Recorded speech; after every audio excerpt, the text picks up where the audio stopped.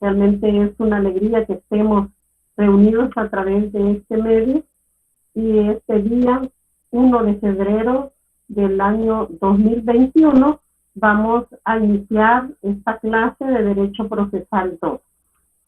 Damos la bienvenida a todos los compañeros y compañeras que van ingresando en este momento a la sala de clases, y para iniciar esta clase del día 1 de febrero vamos a comenzar diciendo que vamos a realizar una retroalimentación de lo que hemos hablado en la clase anterior, en la clase del día 27 de enero del presente año, la cual por razones ajenas a mi voluntad fue necesario realizar la pregrabada. Estábamos hablando en la clase anterior o continuábamos hablando sobre la prueba por instrumento. Hablábamos que esta prueba por instrumento puede ser a través de documentos públicos, documentos privados y documentos extranjeros. También hablábamos que estos documentos públicos pueden ser, hemos dicho que nuestro código, al hacer referencia a los medios probatorios documentales o instrumentales, lo hace de una manera sinónima. El Código Procesal Civil Mercantil se refiere de manera sinónima a instrumentos públicos o documentos públicos. Y por eso debemos de recordar que los documentos públicos pueden ser públicos notariales, públicos judiciales, públicos administrativos, públicos legislativos. Eso va a depender del funcionario que emita el instrumento. También hemos mencionado que todos los instrumentos públicos o documentos públicos tienen un objeto. Ese objeto es jurídico. Cada documento público tiene una función derivada de la actividad pública. Ese depende de la jurisdicción que ejerce cada uno de los funcionarios que emita ese instrumento. Pero también hemos hablado que estos medios probatorios instrumentales pueden ser instrumentos privados también. Y también hemos mencionado que los instrumentos privados son documentos en los que la redacción de ese documento solo participan sujetos privados. Así lo ha establecido el artículo 332 del Código Procesal Civil Mercantil. La diferencia entre el documento público y el documento privado, las personas que participan en la elaboración de estos documentos tienen repercusión en cuanto al valor legal y a la posible impugnación que se puede hacer de estos documentos. De acuerdo a lo que señala el artículo 332 del Código Procesal Civil Mercantil, podemos decir que instrumentos privados son aquellos cuya autoría se le atribuye a los particulares. Y también el legislador ha considerado instrumentos privados aquellos que han sido expedidos y que no han cumplido con todas las formalidades que la ley establece para que sean instrumentos públicos. También mencionábamos los instrumentos que han sido redactados en idioma extranjero. Y dijimos que cuando ese documento, ya sea público o privado, se encuentre en un idioma que no sea el castellano, debe de acompañarse a ese documento una traducción que debe estar efectuada en legal forma. Es decir, que debe ser efectuada por una persona que tenga la idoneidad para poder traducir. esta traducción se puede impugnar. Esta se puede impugnar ya sea en la audiencia preparatoria o en la probatoria, según sea el caso. Y si eso ocurre, el juez, el funcionario judicial que esté conociendo el caso, él debe designar a un perito nuevo para que se realice una nueva traducción. Si el funcionario considera que es procedente esa impugnación. Buenas tardes y bienvenidos a los compañeros que van ingresando en este momento a la sala de clase.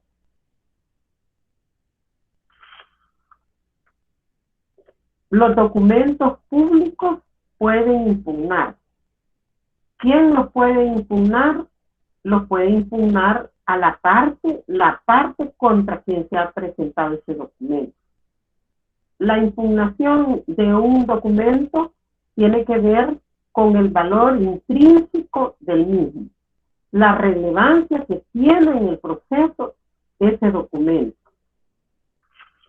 La parte contra quien se presente ese documento lo que puede hacer es impugnarlo criticando, restándole valor a ese documento, pero esa crítica que se hace a ese documento no es suficiente para que el juez deje de valorar un documento que ya fue admitido. Cuando un documento se impugna, cuando se le resta credibilidad al mismo, lo que pasa es que se está afirmando la invalidez.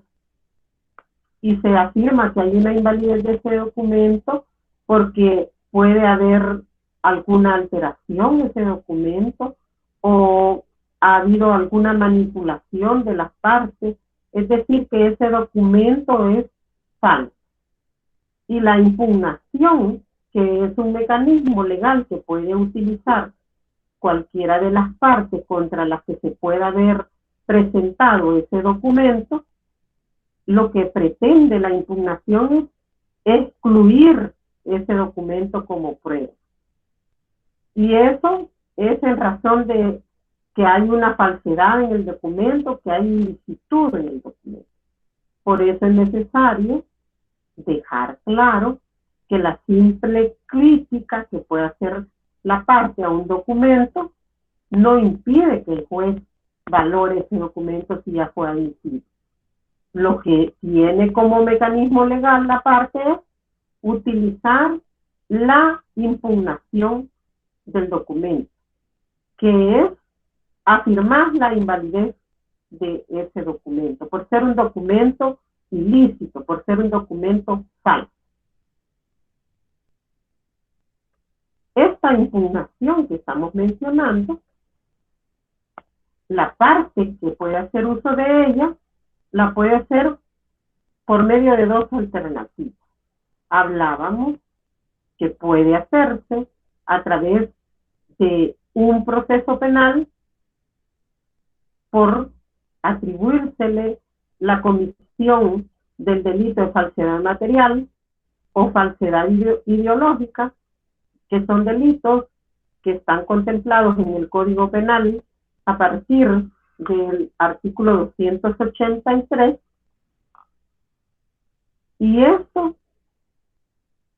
delitos pueden afectar cualquiera de los aspectos del documento. Y si eso es cierto, puede conducir a una sentencia en los tribunales, una sentencia de condena o de absolución. Pero lo importante en el proceso civil mercantil sobre la impugnación de este documento que se ha ido por esa vía del Código Penal es que en ese proceso, a pesar de que se pueda absolver a la persona que le estén atribuyendo el delito, se puede determinar que ese documento es falso. Se puede declarar en el proceso penal que ese documento es falso. Y esa declaración que se hace en ese proceso penal es lo que nos va a importar a nosotros para el proceso civil mercantil, porque esa decisión se vincula al proceso que estamos siguiendo en el juzgado de lo civil y mercantil. Por eso es importante aclarar que el hecho de que se absuelva a una persona que se le está atribuyendo, pues no necesita determinarse que por ese hecho no se va a tomar en cuenta la circunstancia de la falsedad de ese documento. Es vinculante. Hay un compañero, Amílcar, tenía una pregunta. Buenas tardes, licenciada. Buenas tardes, Amílcar. Fíjese que lo que usted estaba hablando acerca del proceso civil mercantil de la impugnación. No sé Sí. si lo podría repetir, porque me quedé ahí en esa explicación que nos estaba dando. Decíamos que esos medios probatorios documentales, y específicamente en el documento público, ese documento se puede impugnar. La impugnación, que es ese mecanismo establecido en el Código Procesal Civil Mercantil, lo que se pretende a través de la impugnación es afirmar que ese documento es inválido, que no debe de valorarse. Lo que se pretende es excluirlo como prueba. Ese es el propósito a través de la impugnación. Y esa impugnación se puede dar porque ha habido alguna alteración o manipulación de las partes, porque es decir que ese documento puede resultar ser falso. Pero como el propósito es que se excluya, que el juez no lo valore como prueba, y eso es porque ese documento puede derivar de ilicitud, entonces les decía que hay dos vías. Una de las vías que usted en el proceso civil puede utilizar es ir a denunciar a la Fiscalía General de la República la apertura o a solicitar la apertura de un proceso penal para que se investigue la falsedad material o ideológica de ese documento. Lo puede hacer directamente la parte afectada o le puede solicitar al juez de lo civil mercantil que le pida a la Fiscalía General de la República que investigue la posible comisión de un delito, que puede ser falsedad material o falsedad ideológica. Yo les decía, está en el artículo 283 y siguientes del Código Penal esos delitos. Allá la Fiscalía va a investigar y va a decidir si presenta requerimiento o no a cualquiera de los juzgados competentes en el ámbito penal. Y les decía que este proceso, esta vía a través del proceso penal, puede afectar cualquiera de los aspectos del documento. Y que lo que puede ocurrir es que puede haber una sentencia de condena en el ámbito penal contra la persona que se le está atribuyendo el delito, o puede haber una sentencia absolutoria. Eso resulta ser irrelevante, digamos, para el proceso civil mercantil, porque lo que nos interesa en el proceso civil mercantil es determinar si ese documento es falso o no, para aspectos de valoración del mismo.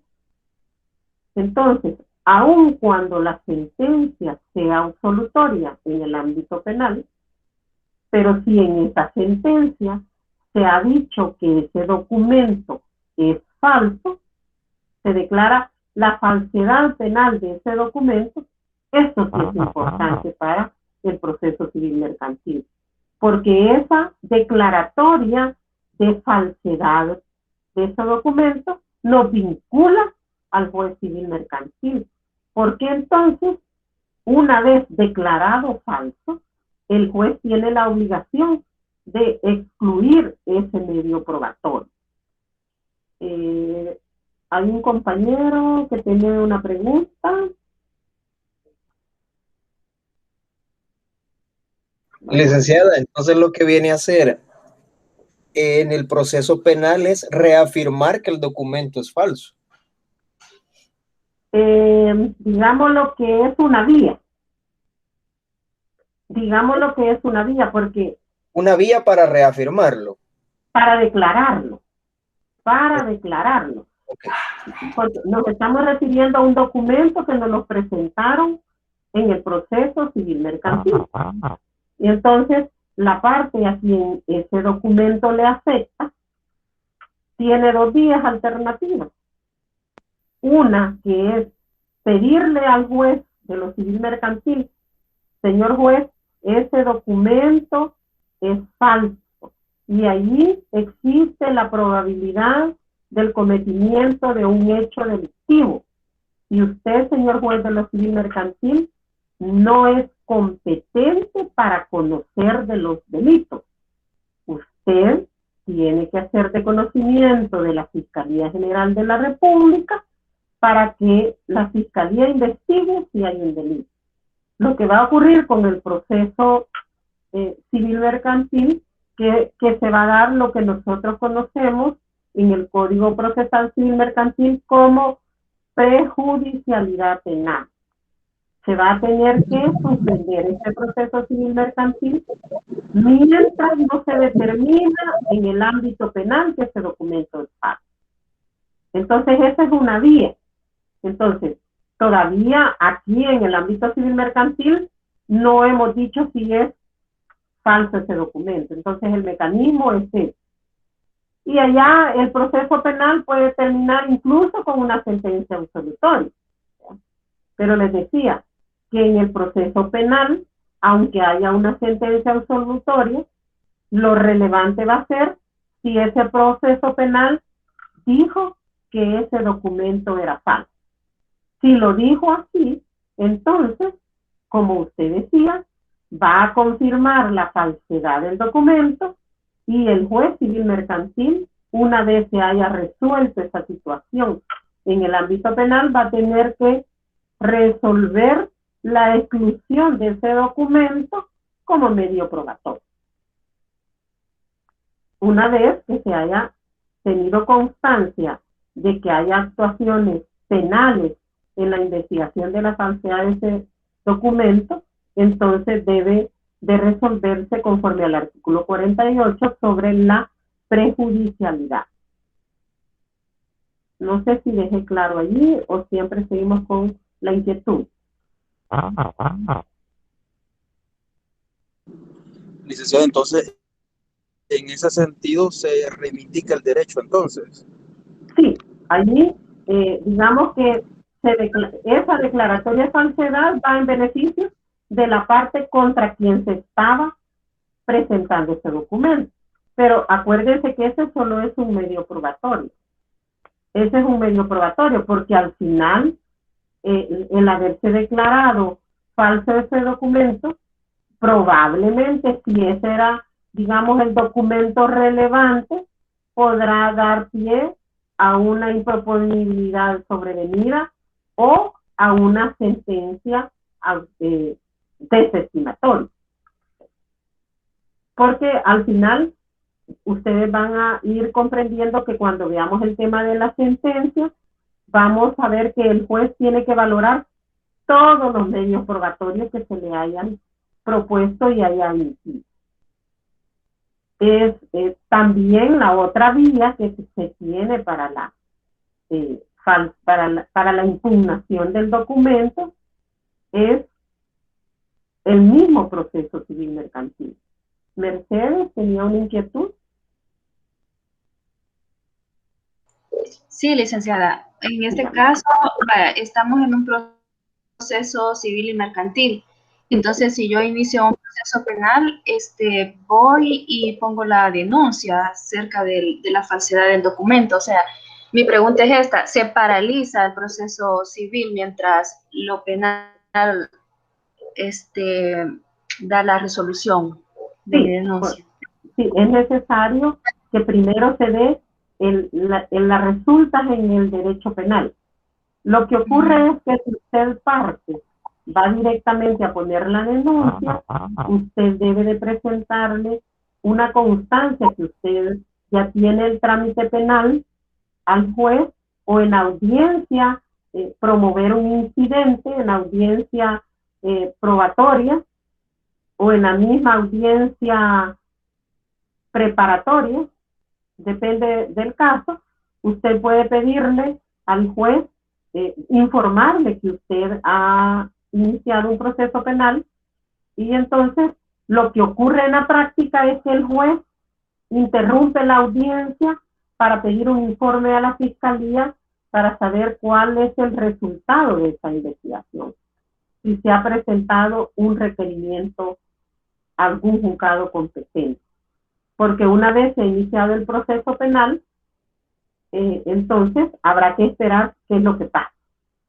Pero imagínense que no se hizo eso, sino que lo que se hizo fue que en el mismo proceso mercantil donde se ha presentado el documento, se hace la llamada impugnación de su autenticidad. Eso atendiendo los artículos 338 y 339 del Código Procesal Civil Mercantil.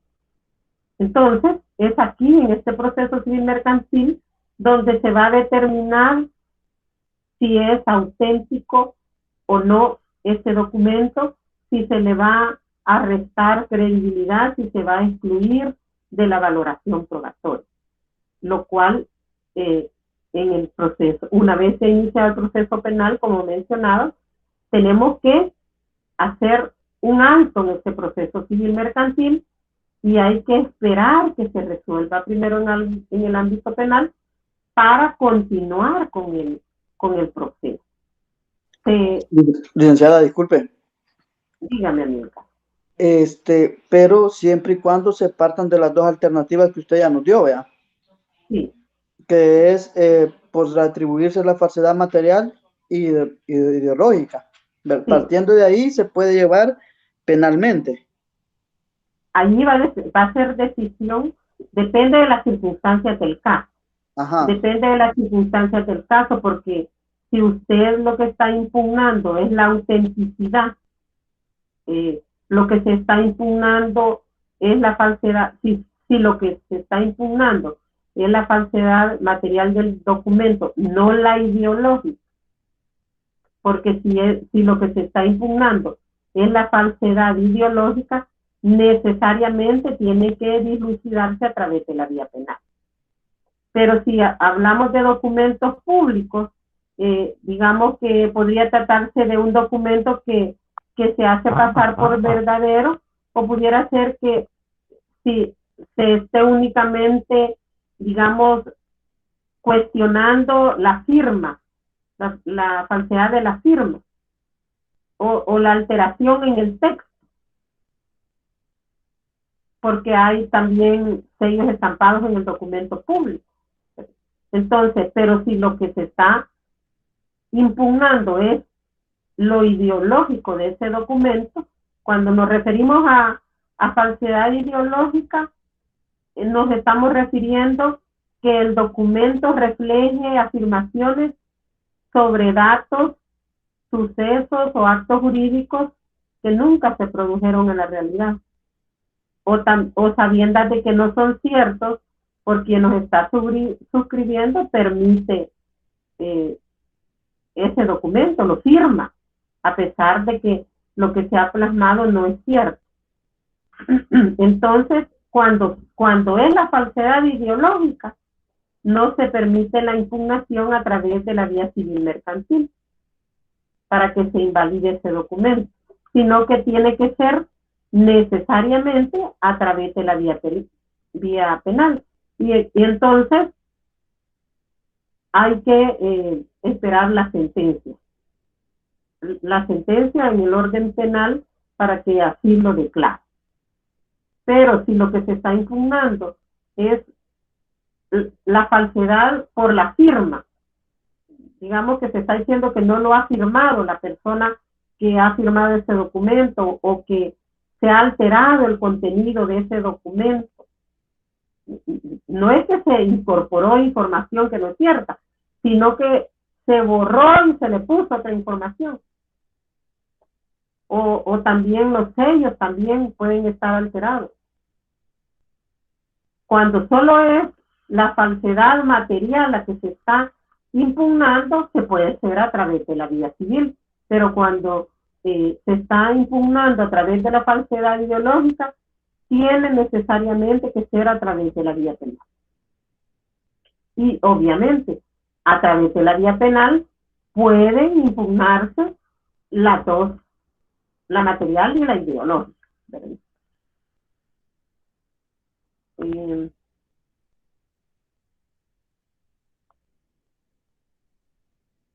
¿Estamos claros ahí?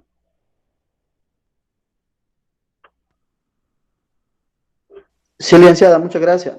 Bueno, también decíamos que se puede.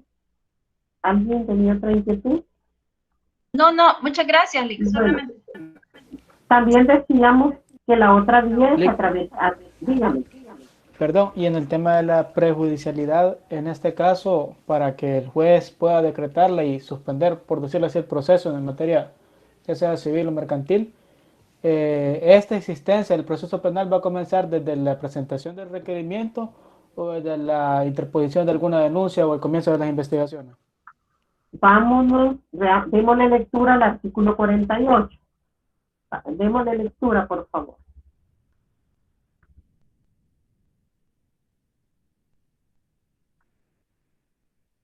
¿Alguien tiene su código ahí a la mano? Licenciada, una pregunta. Dígame, David. Bueno, yo quiero saber, bueno, mi comentario es porque quiero saber si no ando tan perdido en lo que estamos hablando. Sí. Pero en lo que yo hago, en lo que hago en mi trabajo, yo a veces ando viendo la parte de la usurpación de los inmuebles. Sí. Entonces, a veces me toca ir al juzgado de paz a reivindicar el derecho de propiedad del nuevo dueño. Aplicando una ley especial. Exacto. Entonces, la ley de posesión irregular. Así es. En este caso, pues he tenido la oportunidad de mucha gente de que me dice, mire, pero yo tengo escrituras públicas, yo tengo una escritura de que a mí me vendieron hace tiempo, pero yo le trabajo a un banco. Entonces ese banco es el dueño, según la inscripción en el Centro Nacional de Registro, que la propiedad le pertenece al banco. Sí. Entonces, en alguna oportunidad, pues yo he andado ahí viendo, y esto va también, así como usted lo dijo, en materia civil mercantil y también a la vez en materia penal, ¿verdad? Sí. Entonces, lo que usted mencionaba y lo que un compañero también le preguntó, entonces esto es reivindicar el derecho del nuevo dueño, ¿verdad?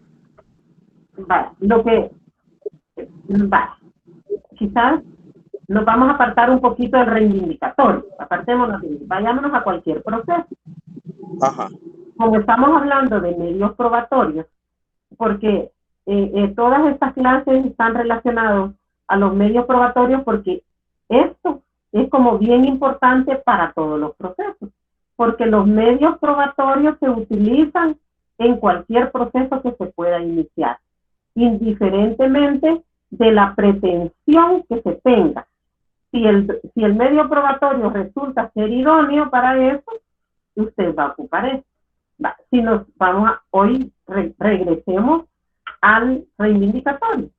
Cuando usted parte, es dueña de un bien inmueble y usted es el dueño, pero usted nunca ha tenido el uso y el goce, es decir, la posesión de ese inmueble, porque alguien tiene la posesión de ese inmueble que no es usted.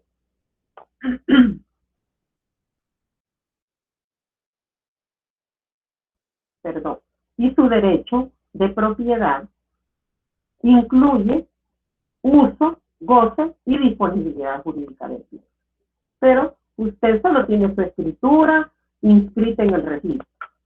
Entonces, lo que pasa es que usted, para hacer ese proceso reivindicatorio, es decir, para que usted, parte material, o a que a su cliente le entreguen, le devuelvan la posesión de ese bien, va a acreditar en el proceso, cuando presente su demanda, que usted o su cliente es el legítimo propietario de su inmueble.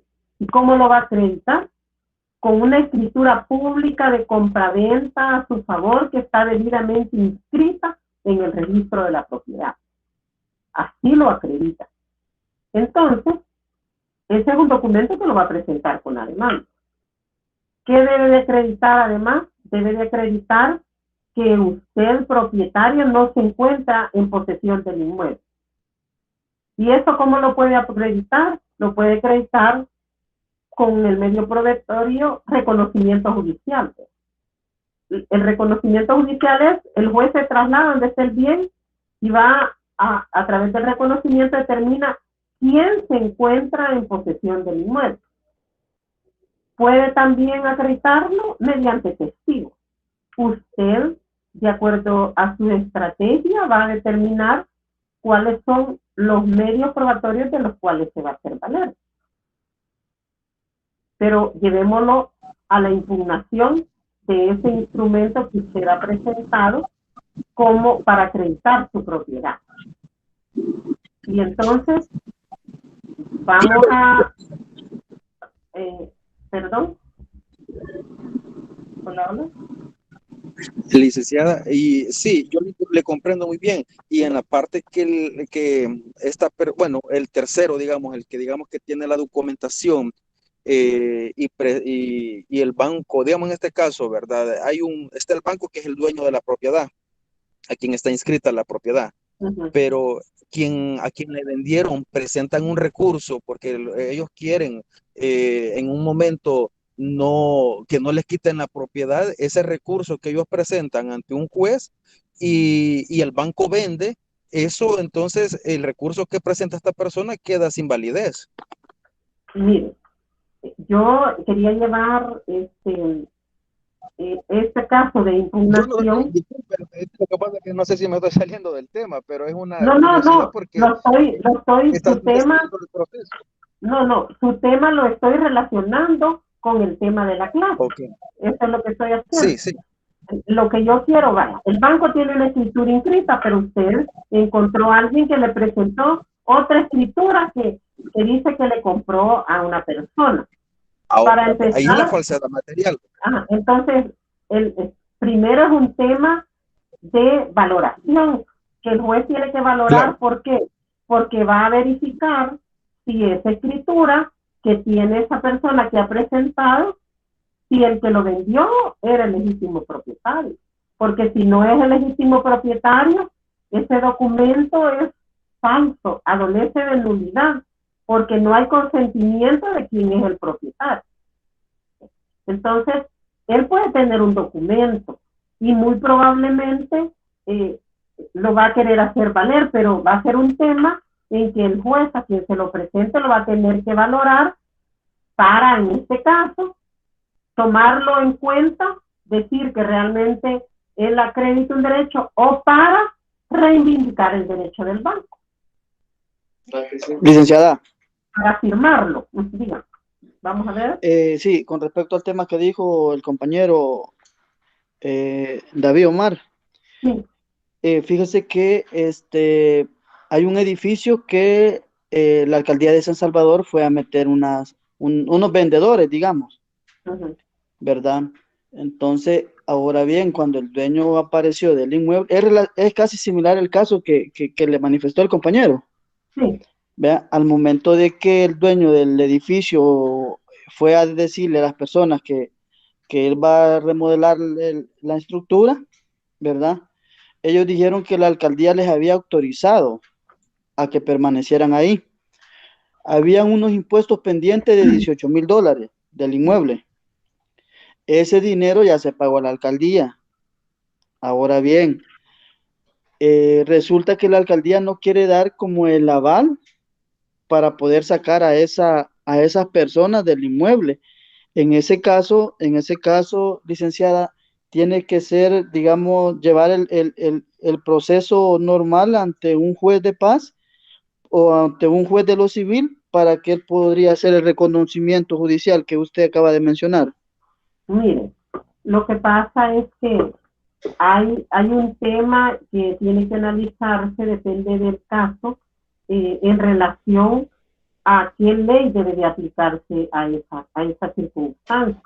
Sí. Y entonces lo que pasa es que, vaya, si usted fuera un abogado y llegara a un cliente, fuera el dueño de ese edificio, el que fuera su cliente y le dice, yo soy el dueño, que están las escrituras, están debidamente inscritas en el registro de la propiedad raíz, y hay unas personas que yo no les he alquilado ni les he dado autorización para vivir allí, y yo quiero que se me respete mi derecho. Entonces usted lo que tiene que hacer cuando una persona llega es escuchar todo lo que ha pasado sobre los hechos, escucharlo y decir, de estos hechos, ¿qué es lo que voy a hacer? ¿Qué proceso civil mercantil puedo iniciar?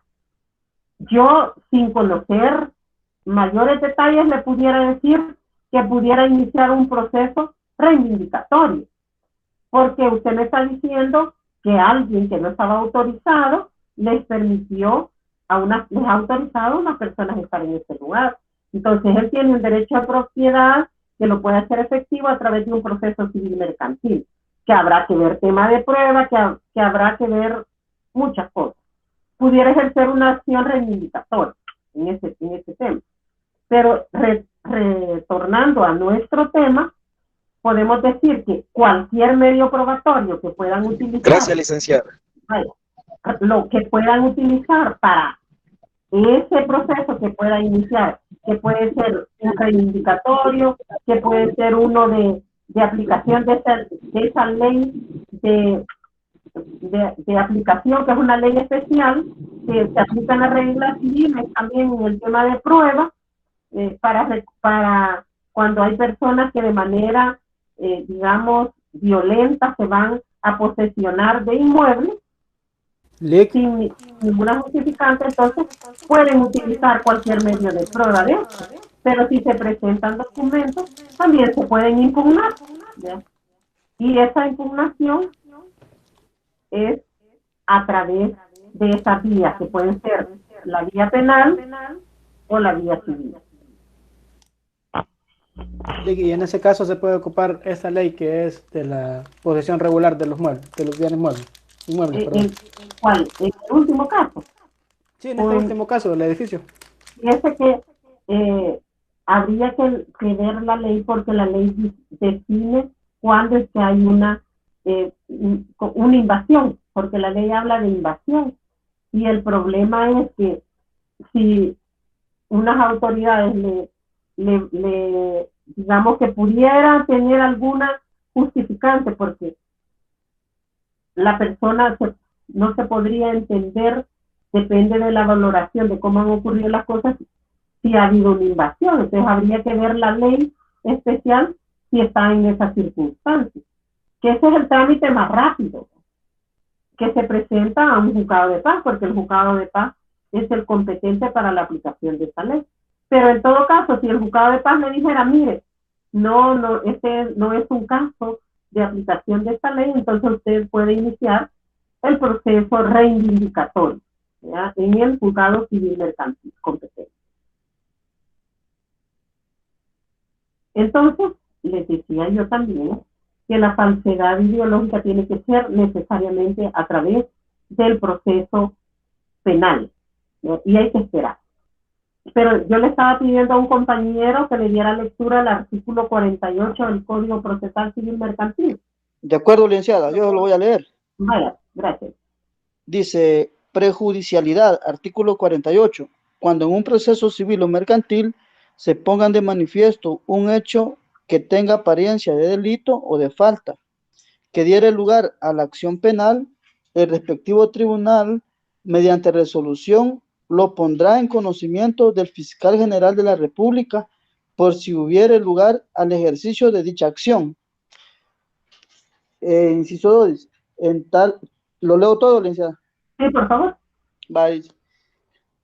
En tal caso, se condenará la suspensión de las actuaciones del proceso, sino cuando concurran las siguientes circunstancias.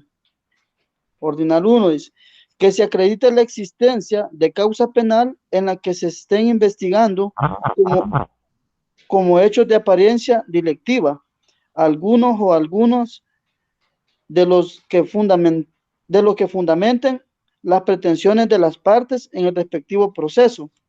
Y, ordinal 2, que en la decisión del Tribunal Penal acerca del hecho por el que se procede en causa de esta naturaleza puede tener influencia decisiva en la resolución sobre el asunto civil o mercantil. Luego dice, la suspensión que se trata se acordará mediante auto una vez que el proceso esté pendiente solo de sentencia. No obstante, la suspensión que venga, motivada por la posible existencia de un delito de falsedad de alguno de los documentos aportados, se acordarán sin esperar la conclusión del procedimiento, tan pronto como se acredite que se sigue causa penal sobre aquel delito, cuando a juicio del tribunal el documento pudiera ser decisivo para resolver sobre el fondo del asunto. En el caso... Quedémonos ahí. Espérate. La prejudicialidad penal tiene que siempre se hace en una resolución motivada, porque las partes, si no están de acuerdo, pudieran incluso pedir impugnar la resolución. Pero lo importante aquí es que el proceso penal se inicia con el requerimiento fiscal. Entonces, cuando el juez remite la información a la Fiscalía General de la República, está pendiente, porque hay que ser coherente y razonable, que si el juez tiene conocimiento que hay una probable comisión de un hecho delictivo, le informa a la Fiscalía General de la República, la Fiscalía tiene que hacer los actos urgentes de investigación y deberá presentar, si considera que hay la comisión de un delito, presentar el requerimiento fiscal correspondiente al juzgado que sea el competente. Entonces, pero puede ser que cuando le pida informe al fiscal, le diga, mire, se archivó porque no había un cometimiento de un delito, pues entonces, o le dijo, mire, presentamos el requerimiento al juzgado tal, entonces el juez le pide informe al juzgado ante quien presentaron el requerimiento y puede haber la terminación de un proceso. Pero lo que sí es importante que retomemos es que el proceso tiene que terminar. Si termina con una sentencia absolutoria, lo relevante es que, y vinculante para el proceso civil mercantil, es que ese documento resultó ser declarado falso en el ámbito penal. Eso es para que el juez siempre tiene que, de cada caso tiene que ser coherente en cuanto a determinar la prejudicialidad penal o no. Y debe darle un tiempo razonable a la Fiscalía sobre cuando le ha remitido la información de la comisión de un hecho delictivo para que presente su requerimiento. También decíamos que la impugnación del documento, el artículo 338 del Código Procesal Civil Mercantil, señala que puede formalizarse por cualquiera de las partes que resulten afectadas en cualquier momento del proceso, o sea, antes de la vista oral y de la producción de la prueba. Eso puede formalizarse, eso es para que se pueda determinar y verificar todas las cuestiones necesarias para determinar si el documento es falso. Y si esa noticia de que el documento es falso se recibe después de la audiencia probatoria, pero antes de dictarse la sentencia, puede pedirse su demostración siempre que se justifique el cómo y por qué de su desconocimiento previo. Esto hay que tenerle mucho cuidado, pero mucho cuidado, porque el juez, cuando se hace la audiencia probatoria y se va a terminar, hay que dar un fallo motivado de esa audiencia probatoria. Pudiéramos estar en un caso particular en lo que, por tratarse de un caso complejo, el juez haya dado esos 3 días que el legislador le ha permitido para poder emitir el fallo razonable. porque una vez se ha emitido el fallo, el juez ya no puede alterar ese fallo. La sentencia tiene que ir en el sentido del fallo y habrán que utilizar los mecanismos de impugnación correspondientes si el desconocimiento es posterior. Una vez se ha emitido ese fallo, el juez no puede modificar ese fallo.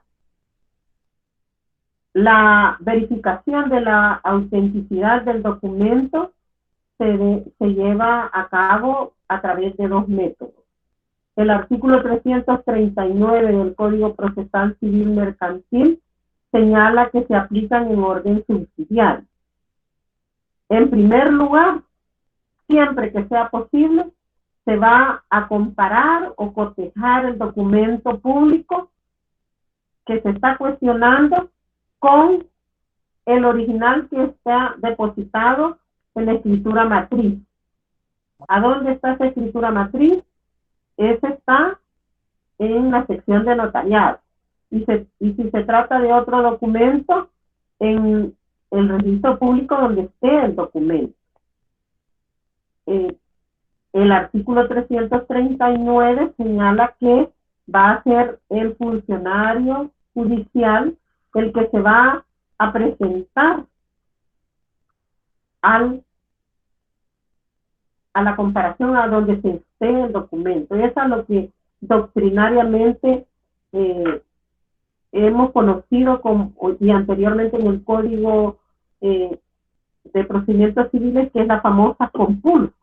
Hay que ir a comparar la copia que se tiene en el proceso con el original que está en la sección de notariado o donde se encuentre el original. Imagine que se trata de una partida de nacimiento, la que hay que ir a cotejar al registro del estado familiar, donde esté el original, a los libros. Si el problema de la autenticidad del documento, distintamente radica en que el original ha sido alterado o en que ya no se conserva porque fue destruido o extraviado, entonces hay que acudir subsidiariamente a una prueba pericial que determine la alteración o la falsificación del documento de que se trata. En ese sentido se ha llamado el cotejo de letras, ¿verdad? Y ese lo señala el artículo 339, párrafo segundo, y el 340 del Código Procesal Civil Mercantil, que también estas verificaciones, cotejos de letras, también rigen para la impugnación de los documentos privados. Entonces, ven que la verificación de la autenticidad puede ser a través de la compulsa o a través del cotejo de letras. Esta verificación de la autenticidad del documento, que se advierte que el cotejo de letras es una modalidad específica de pericia de carácter caligráfico. Lo que se pretende a través de esta pericia es fijar la autoría verdadera del documento. Eso en relación con el funcionario al que se le atribuye su redacción y su firma. Hoy nos vamos a referir al valor probatorio.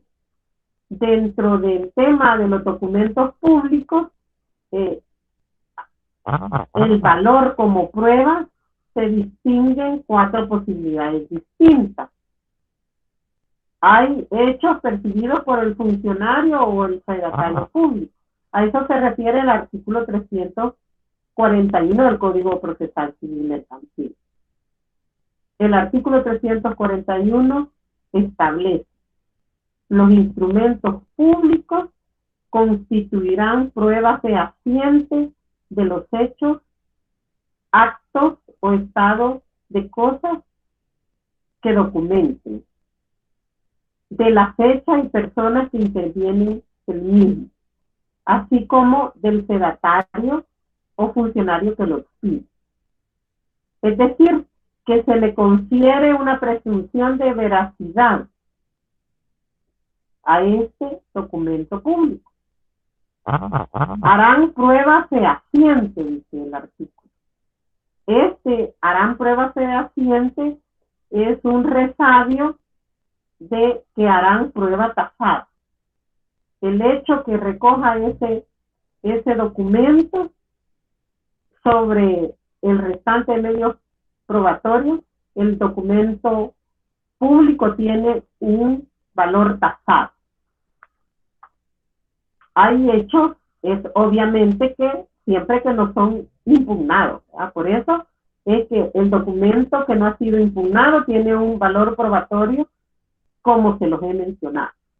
También hay hechos de referencia no presenciados por el funcionario o fedatario.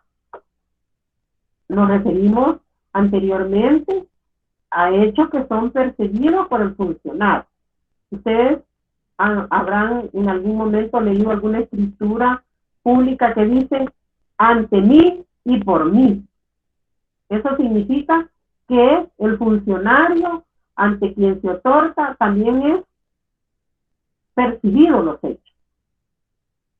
Pero hay hechos que solo son de referencia para el fedatario. No han sido presenciados por esto. Entonces, no son hechos que quedan cubiertos por la fe pública. Y por tanto, valen lo mismo que si se expresaran en un juicio directamente por los particulares. Es decir, se valorarán conforme a las reglas de la sana crítica. Hay una libre valoración. Así lo establece el artículo 416 del Código Procesal Civil Mercantil. Si se impugna el documento y se demuestra la falsedad, el documento quedará como un documento privado. Privado, pero de todo valor, en su totalidad.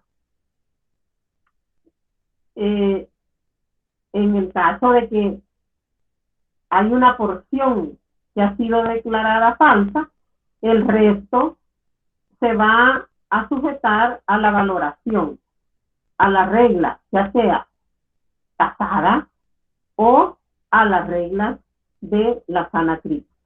Depende del funcionario fedatario o no, según lo que haya dicho el funcionario o fedatario. Si se impugna el documento, pero no prospera la impugnación, penal o civil, cualquiera de las dos vías a las que se han utilizado, la porción del documento que se impugnó mantendrá su eficacia original y va a ser conforme a las dos reglas que les he mencionado. Si el fedatario da fe de los hechos o el fedatario no es testigo de los hechos. Es decir, va a ser prueba tasada o va a ser una valoración conforme a las reglas de la sana crítica. Finalmente, el código trae un tratamiento especial tanto para documentos públicos como privados.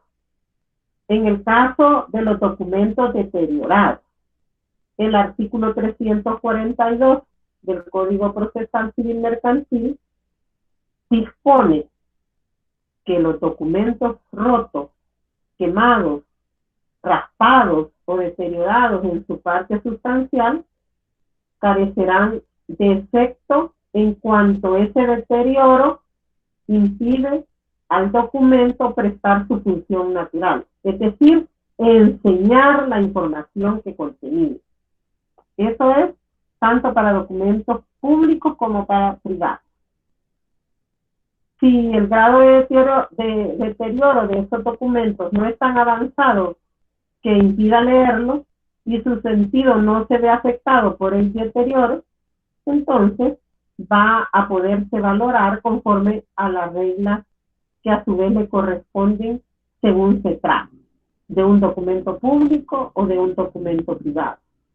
En el primer caso, según que la parte deteriorada concierna afirmaciones del funcionario fedatario o no. En caso no se trata de que en caso de duda admitirá o no admitirá el documento. Se trata que si el documento es legible o no lo es. Aquí no se trata como en el ámbito penal. En caso de duda, lo más favorable. No. Aquí es si el documento es legible o no lo es. Esa es la disyuntiva que tendrá que resolver el juez a partir de ahí es que se va a aplicar lo que la ley dispone en el artículo 342 del Código Procesal Civil Mercantil. En el caso de la impugnación del documento privado, la impugnación se centra en torno al cotejo de letras o lo que aquí descartamos la comparación por cotejo de la copia con el original. Porque el documento privado sobre que se está aduciendo la autenticidad será siempre el documento original. Entonces aquí se descarta eso. Entonces en la impugnación del documento privado lo que se aplica es la prueba del cotejo de letras. Se sigue la misma regla del artículo 338. También lo mismo para la práctica del cotejo de copia con original en los términos del artículo 339. Para la práctica del cotejo de letras, el artículo 340 exige la designación en juicio de un experto caligráfico. Él va a trabajar con dos materiales. De un lado, el documento impugnado y de otro, un documento de una autoría que no se dude. Ese documento puede ser traído por el experto para su empleo. Digamos que se conoce como documento indubitado. Es el documento que va a utilizar el experto para comparar, para hacer experticia caligráfica. El mismo artículo 340 identifica qué documentos servirán para ello y habla que son los instrumentos reconocidos como tales por todas las partes, los cuerpos de escritura que figuren en escrituras públicas, los instrumentos privados que total o parcialmente contengan escrituras reconocidas por aquel a quien se le atribuye la dudosa autoría o por lo menos su firma reconocida. También las firmas registradas en los establecimientos bancarios. Ahí lo señala el artículo 340.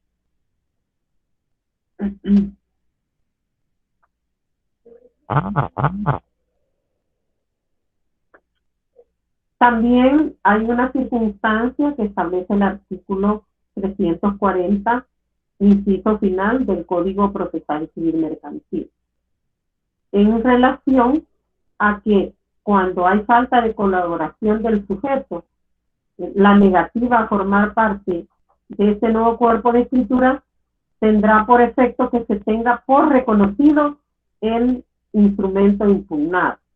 Es decir, que es lo que se conoce como una ficta concesión. El valor probatorio de los documentos privados hacen prueba plena de su contenido y otorgantes si no han sido impugnada su autenticidad o esta autenticidad ha quedado demostrada.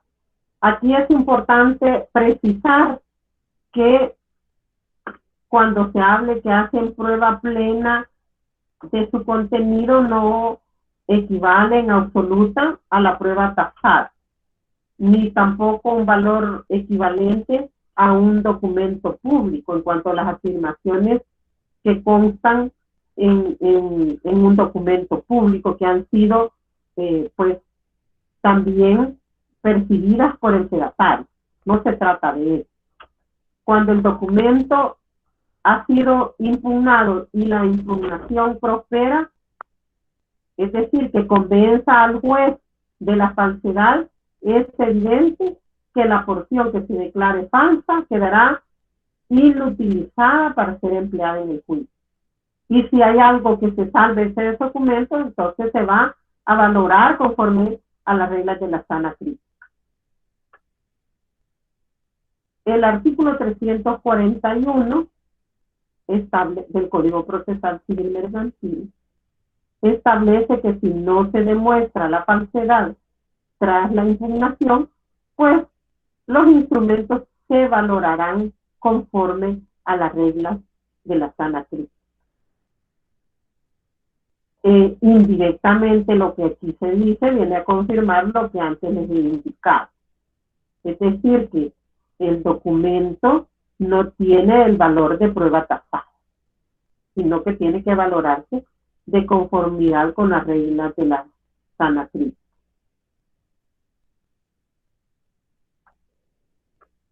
Las copias de documentos que no están reconocidas por su autor y no hubiera forma técnica de establecer su carácter de reproducción del documento original, se van a considerar documentos privados sin autenticidad.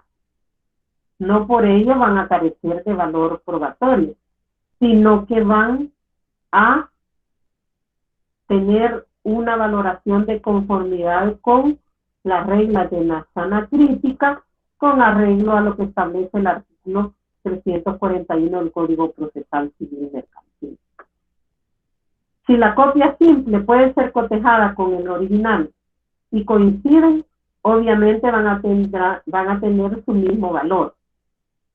No solamente se debe de pensar en documentos negociables, sino en general.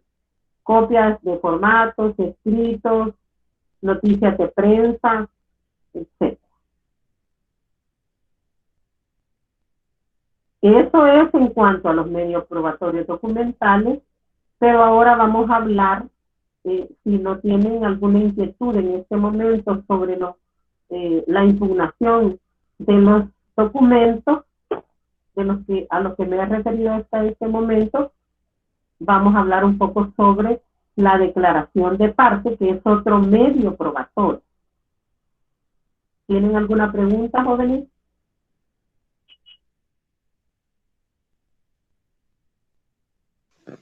Lógico, de mi parte, lógico. Bueno, entonces vamos a continuar. Siempre les recuerdo que si después, más tarde, tienen alguna inquietud o les surge alguna duda, pues ahí pueden dejar su preguntita en el Classroom, que en algún momento se la voy a responder. Hoy nos vamos a referir a la declaración de parte. La declaración de parte es otro medio probatorio. Es otro mecanismo para poder acreditarle al juez nuestras pretensiones. Vamos a decir que la declaración de parte es un medio de prueba de carácter personal, porque el que se pretende, el que ostenta el carácter de parte en un proceso o puede sustituirla a estos efectos, se va a obtener información pertinente, útil, relacionado con los hechos controvertidos. Digamos que la declaración de parte se presenta como heredera de aquel medio de prueba de las antiguas pruebas de confesión o de posiciones en el juicio. Esta denominación, sin embargo, se aparta para evitar todas las connotaciones negativas que provocaban ese tipo de pruebas. Sobre todo por el modo en el que se intentaba adquirir la admisión de los hechos.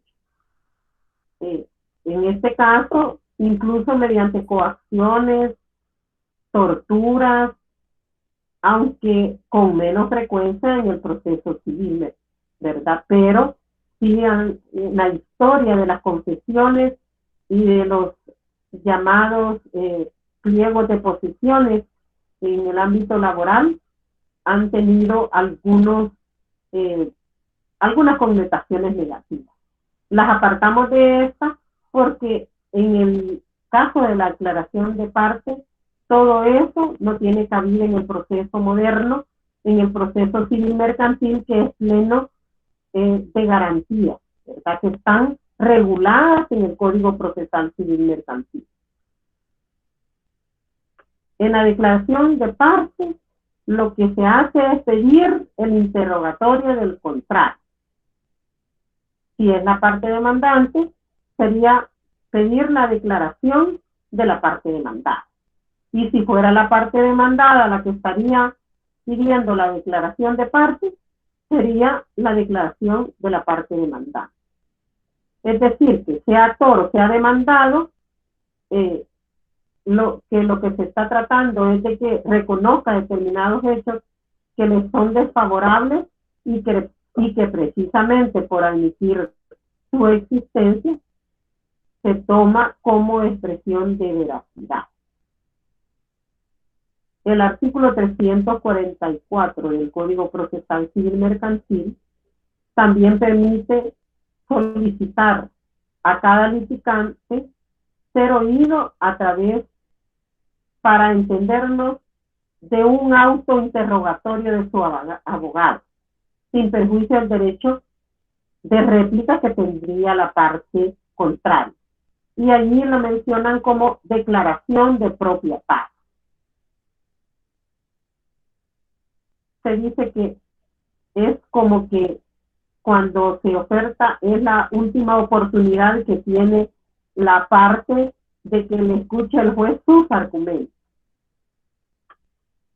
Quien actúa, quien se ha personado como parte en el proceso, sea que se solicite por su propio abogado o por el de la parte contraria, tan solo lo que se debe de verificar es que esa apersonación haya sido ya admitida y que la persona esté interviniendo en las actuaciones con ese carácter. Porque en este caso no se trata, no es necesario, no es suficiente, mejor dicho, que se tenga como una potencial parte para pedirla de tal modo. Tiene que ser una parte acreditada en el proceso.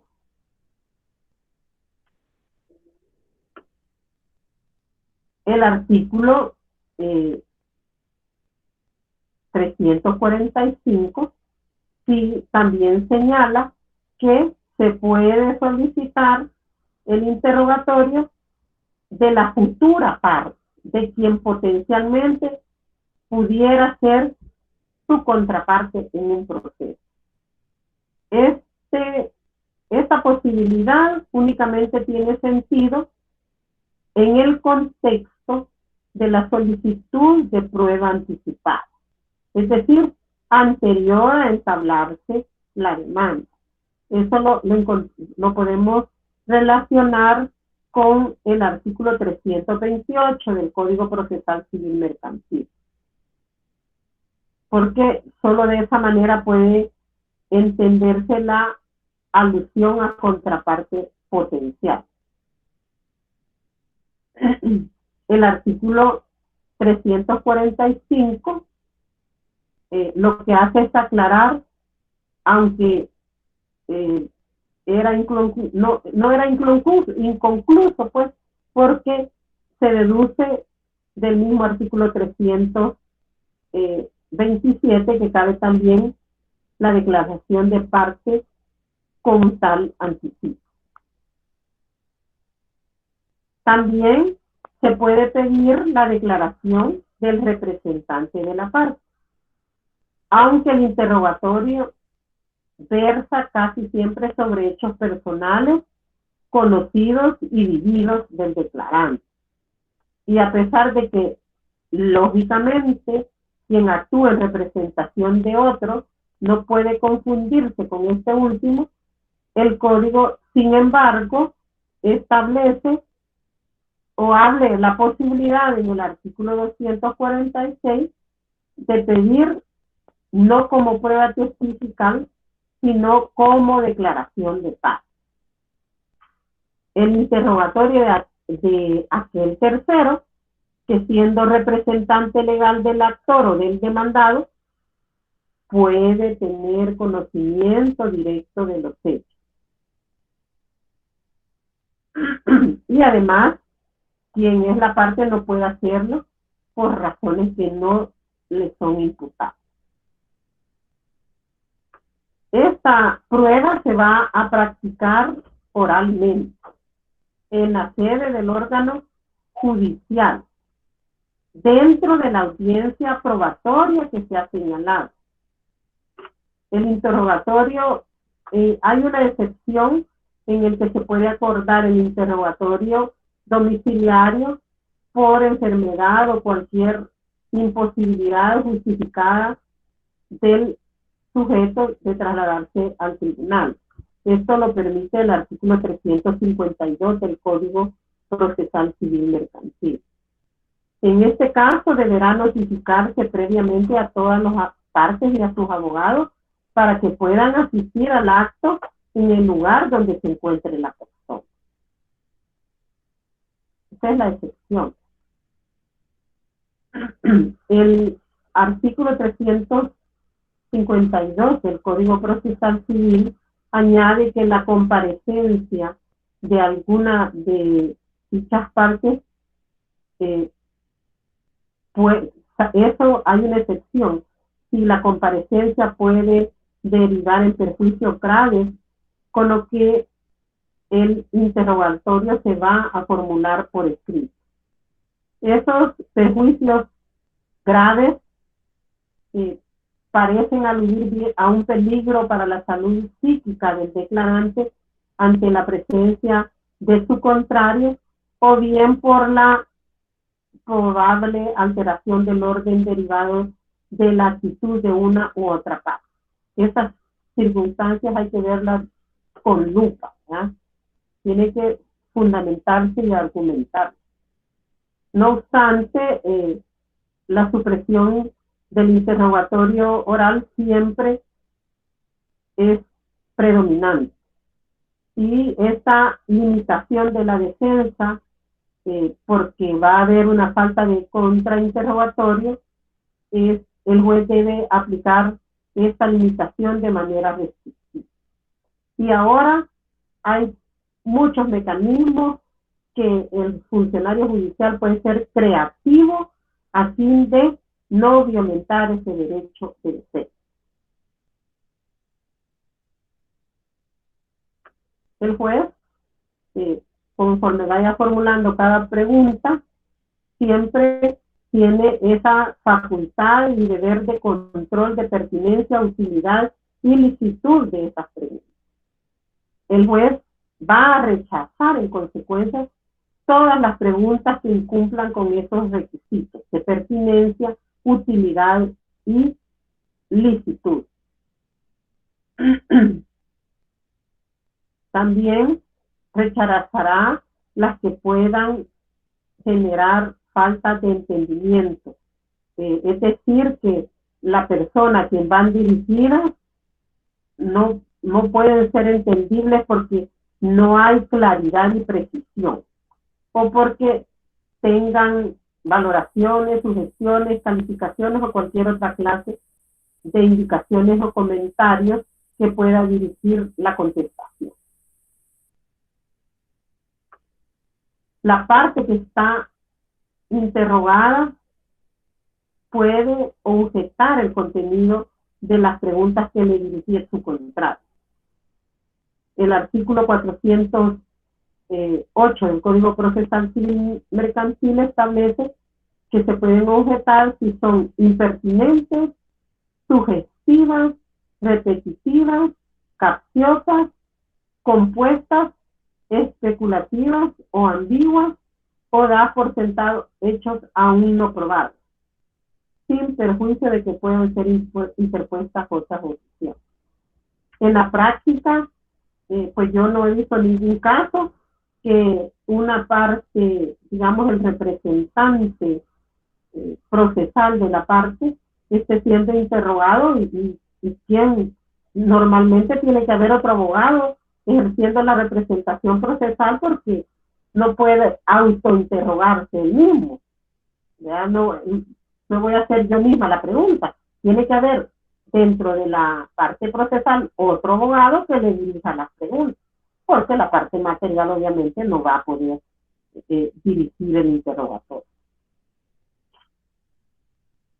las respuestas del declarante, como es el caso de las preguntas del interrogatorio que se le dirigen, también deben de ser claras y precisas. Así lo establece el artículo 350 del Código Procesal Civil y Mercantil. No tiene que valerse de borradores ni notas, aunque sí podrá consultar apuntes o documentos si la naturaleza de la pregunta lo exige y el juez lo autoriza. Dependerá del caso. En el caso de que existiesen varios, digamos, las declaraciones que se deban de rendir y existe el riesgo que se puedan comunicar entre sí y contaminar la declaración por el conocimiento espontáneo de los hechos, el tribunal puede adaptar medidas para evitar esas circunstancias. Digamos que separarlos, no permitir la comunicación de las partes que ya declararon con las que no han declarado. Entonces, hay que adoptar medidas para evitar eso, pero también hay que ser cuidadosos porque esto que permite el artículo 350 del Código Procesal Civil en su inciso tercero no es una facultad para adoptar medidas restrictivas de la libertad personal de los sujetos. Digamos que el límite temporal concreto solo para evitar esa comunicación, es decir, ponerlo en una sala a una persona y en otra sala a otra, o tener a una persona, un colaborador que esté de manera, mientras no se declara, evitando que haya esa comunicación. También puede haber un contrainterrogatorio. La parte contraria, quien ha solicitado la prueba, tendrá derecho a un contrainterrogatorio. Ese contrainterrogatorio se hace conforme a las reglas del 348 del Código Procesal Civil y Mercantil.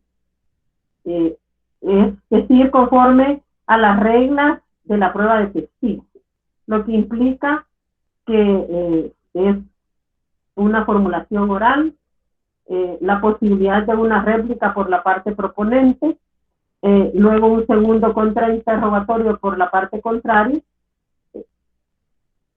se hace de acuerdo a las reglas del testigo. También el juez puede dirigir de oficio preguntas a la parte. Eso, de acuerdo al 350, se permite en el entendido que la finalidad es aclaratoria. Ante la duda, si es una contestación aclaratoria, mejor no realizar esa pregunta.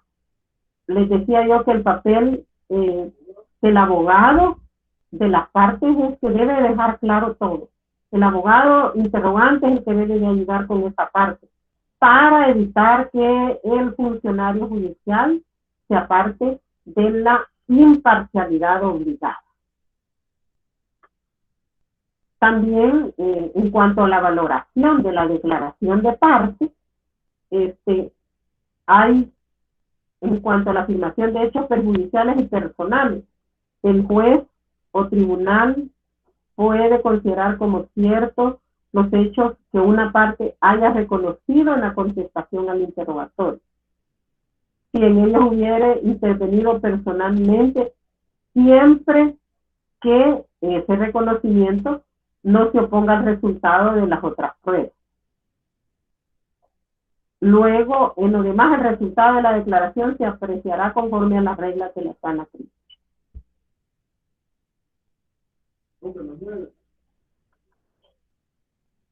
¿Tienen alguna pregunta, jóvenes, sobre eso?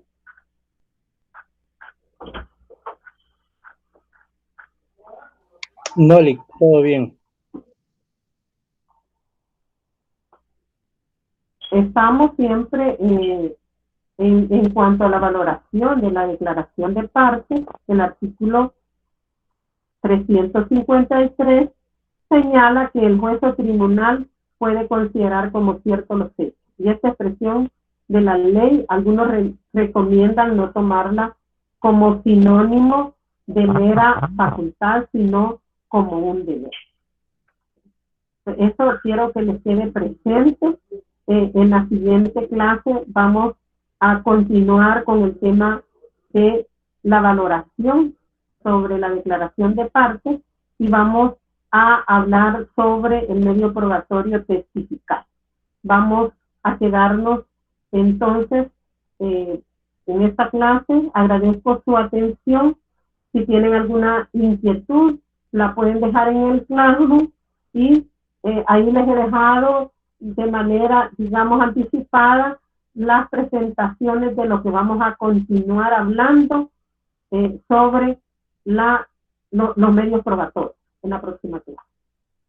Ok, licenciada, muchas gracias. Feliz noche. Bueno, Feliz noche. Feliz noche. Buenas noches. Muchas gracias, Nick. Feliz noche. Buenas noches.